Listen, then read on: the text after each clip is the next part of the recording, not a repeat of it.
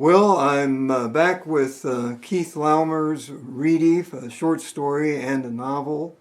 I'm also testing out a new camera and a completely different audio setup. So if you have a chance, let me know what you think, if that looks better, if it looks worse, if it sounds worse. But we'll get right into Keith Laumer's Retief. And I think this would be a good introduction to Retief and Laumer's stories. Here we have my 2001 Baen Retief book. As you can see, I've read it a few times. Yes, it's a little torn up, but this story that I would suggest to begin with is Sealed Orders. And in this story, there is a lot of Laumer's basic concepts regarding Retief and international diplomacy. Essentially, the main characters in the stories are the Terran Diplomatic Corps and the Grossi from the planet Grok. The Terran diplomats are an analogy or an analog for U.S. Diplomacy between roughly 1955 and 1971, while Laumer was pretty heavily involved in American diplomacy throughout the world, mostly in Burma. The Grossi clearly represent the USSR during this period of time. And this story, Sealed Orders, does not involve the Grossi.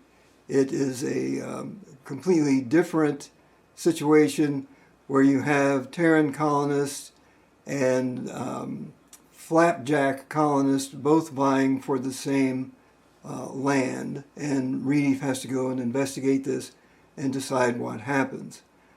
Virtually all Retief stories are police procedurals, where he is sent to investigate some sort of issue, and you will see this in the stories. He asks questions, he goes wherever there's trouble, and finds the source and those responsible.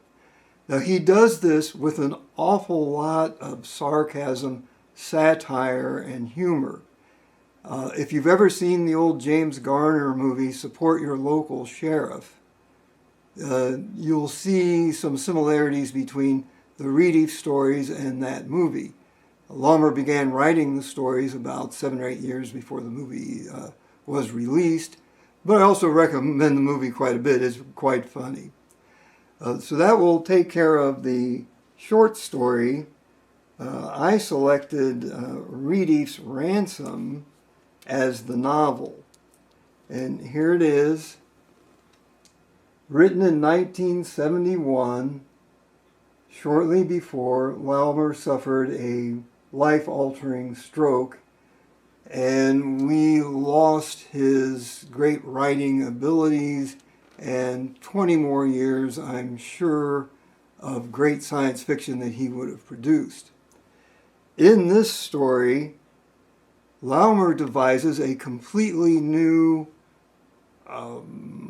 method of procreation and evolution.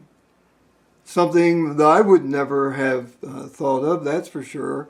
And he does this again with great humor and sarcasm and satire and very subtle digs at diplomacy, economics, philosophy, politicians, you name it. It's all in there and really pretty funny.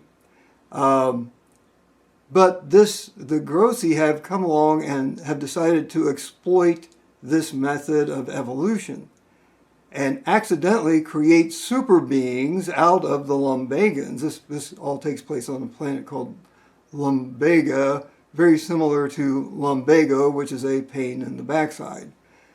And so this continues on.